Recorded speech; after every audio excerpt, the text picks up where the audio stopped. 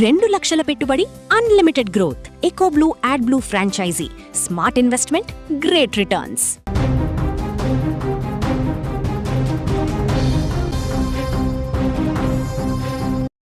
వరుస రోడ్డు ప్రమాదాలు ప్రజలను భయాందోళనకు గురిచేస్తున్నాయి. కోదాడ రోడ్డు యాక్సిడెంట్ జరిగి ఒక్క రోజు కూడా గడవక ముందే తాజాగా మరో ప్రమాదం తీవ్ర విషాదాన్ని మిగులుతోంది.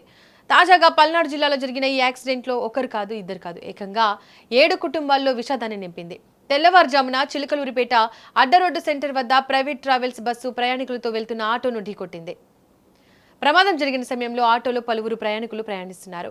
బస్సు ఢీకొన్న వెంటనే అక్కడ పరిస్థితి ఒక్కసారిగా విషాదకరంగా మారింది. ఈ ప్రమాదంలో ఆటోలో ప్రయాణిస్తున్న 7గురు మృతి చెందారు. మరో 10 మంది గాయపడ్డారు. వారిలో 4గురి పరిస్థితి విషమంగా ఉన్నట్లు సమాచారం. దీంతో క్షతగాతులను అత్యవసరంగా గుంటూరు జీజీహెచ్కు తరలించి చికిత్స అందిస్తున్నారు. ప్రమాదానికి గురైన వారంతా చిలకలూరిపేట మండలం వేలూరు గ్రామానికి చెందిన వారిగా పోలీసులు గుర్తించారు. ప్రకాశం జిల్లా కొండమంజులూరులో జరిగిన పుట్టినరోజు వేడుకలకు వీరంతా వెళ్లినట్లు సమాచారం. వేడుకలు ముగించుకొని తిరిగి తమ స్వగ్రామానికి వస్తున్న సమయంలోనే ఈ ప్రమాదం జరిగింది. తెల్లవారుజామున జరిగిన ఈ ఘటనతో అడ్డరోడ్డు సెంటర్ వద్ద ఒక్కసారిగా కలకలం రేగింది. ప్రమాదాన్ని గమనించిన స్థానికులు వెంటనే అక్కడికి చేరుకుని సహాయక చర్యలు చేపట్టారు. పోలీసులకు సమాచారం అందించడంతో వారు కూడా హుటాహుటిన ఘటనా స్థలానికి చేరుకున్నారు. గాయపడిన వారిని బయటకు తీసి ఆసుపత్రులకు తరలించేందుకు స్థానికులు, పోలీసులు కలిపి రెస్క్యూ ఆపరేషన్స్ చేపట్టారు. తీవ్రంగా గాయపడిన వారిని మెరుగైన వైద్యం కోసం గుంటూరు జీజీహెచ్కు తరలించారు. ఘటనా స్థలంలో పరిస్థితిని అదుపులోకి తీసుకున్న పోలీసులు ప్రమాదానికి సంబంధించిన వివరాలను సేకరించారు. ఈ ప్రమాదంలో మృతులను బొంతబాబు, మన్నెమ్మ, సంపూర్ణమ్మ, లక్ష్మి, గంగమ్మ, మరియమ్మగా గుర్తించినట్లు సమాచారం.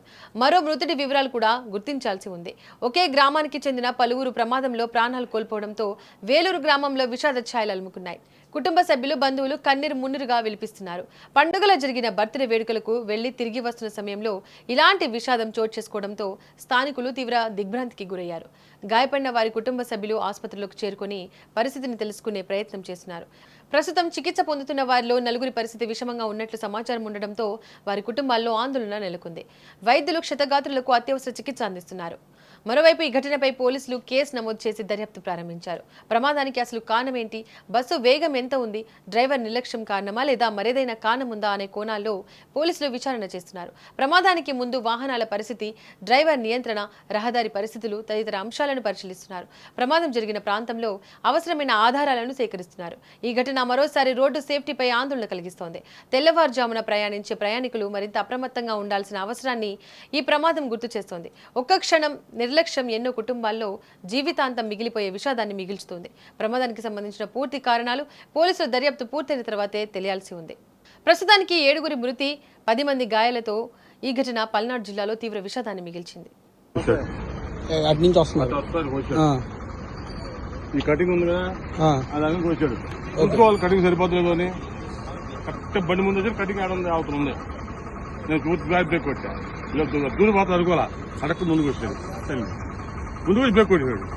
ఎంతమంది ఉన్నారు? మా బండి అందులో చూడాలి అసలు